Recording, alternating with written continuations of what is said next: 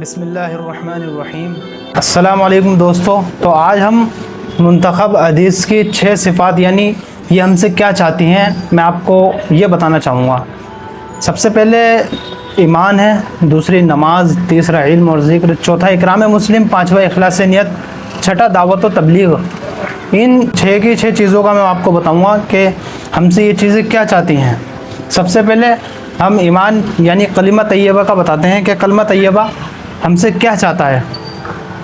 ईमान लुगत में किसी की बात को किसी के एतमाद पर यकीनी तौर पर मान लेने का नाम ईमान है और दीन की ख़ास इस्तिलाह में रसूलुल्लाह सल्लल्लाहु अलैहि वसल्लम की ख़बर को बग़ैर मुशाहदा के महज रसूल के एतमाद पर यकीनी तौर पर मान लेने का नाम ईमान है। यानी जो नबी की ख़बरें हैं उनको यकीनी तौर पर मान लेने का नाम ईमान है। यानी हमने नबी को नहीं देखा, हमने किसी रसूल को नहीं देखा, तो उनकी बात को मान लेने का नाम ईमान है। उसमें कोई शक व शुबा नहीं। दूसरा मैं आपको बताता हूँ नमाज। नमाज क्या चाहती है हमसे। नमाज अल्लाह ताला की कुदरत से बराह रास्त इस्तिफ़ादा के लिए अल्लाह रब्बुल इज़्ज़त के अवामिर को हज़रत मोहम्मद सल्लल्लाहु अलैहि वसल्लम के तरीक़े पर पूरा करने में सबसे अहम और बुनियादी अमल नमाज है। यानी नमाज से क्या चाहा जा रहा है। नमाज से ये चाहा जा रहा है कि जैसी हमारी ज़िंदगी नमाज के अंदर की है वैसी ज़िंदगी हमारी नमाज के बाहर की हो जाए। यानी नमाज के अंदर जैसे हमें अल्लाह का ध्यान होता है, हम ना गलत देख सकते हैं, ना गलत सुन सकते हैं और ना गलत सोच सकते हैं, यानी कुछ गलत नहीं कर सकते हैं, वैसी हमारी बाहर की ज़िंदगी नमाज से बाहर की ज़िंदगी भी हो जाए। तो ये नमाज हमसे ये चाहती है। अब मैं आपको बताता हूँ इल्म का मतलब। इल्म हमसे क्या चाहता है। इल्म अल्लाह ताला की ज़ात आली से बराह रास्त इस्तिफ़ादा के लिए अल्लाह ताला के अवामिर को हज़रत मोहम्मद मुस्तफ़ा सल्लल्लाहु अलैहि वसल्लम के तरीक़े पर पूरा करने की गरज से अल्लाह वाला इल्म हासिल करना। यानी इस बात की तहक़ीक़ करना कि अल्लाह ताला मुझसे इस हाल में क्या चाहते हैं। हमें इस चीज़ का पता होना चाहिए कि मुझसे अल्लाह ताला इस हाल में क्या चाहता है। यानी अल्लाह ताला मुझसे मेरे घर में शादी है तो इस हाल में मुझे क्या करना चाहिए, इतना इल्म हमें होना चाहिए। ये इल्म मिलेगा हमें उलमा इकराम से। और मैं आपको ज़िक्र का बताता हूँ कि ज़िक्र हमसे क्या चाहता है। ज़िक्र अल्लाह ताला के अवामिर को अल्लाह ताला के ध्यान के साथ मशगूल होना। अल्लाह ताला के ध्यान के साथ मशगूल होना यानी अल्लाह रब्बुल इज़्ज़त मेरे सामने है और वह मुझे देख रहा है।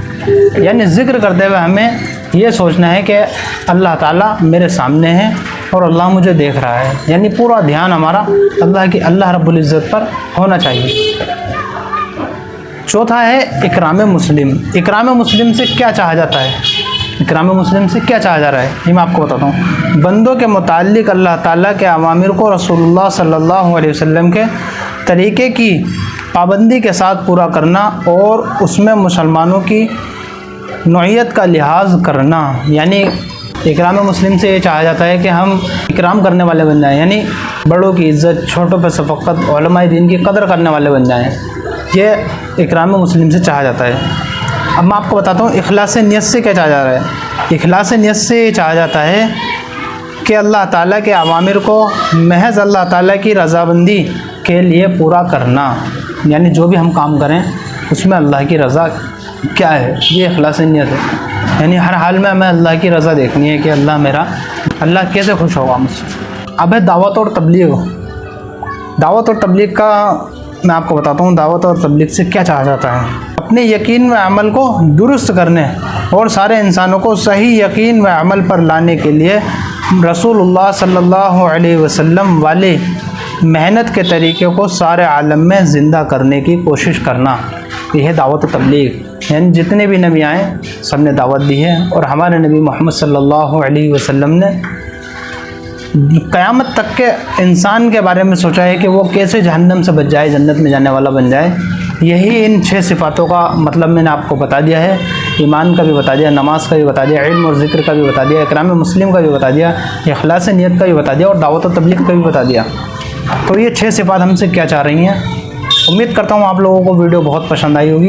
अगर वीडियो पसंद आए तो वीडियो को लाइक करें, शेयर करें और अच्छी बात को सुनना और दूसरों तक पहुँचाना ये सदका जारिया है।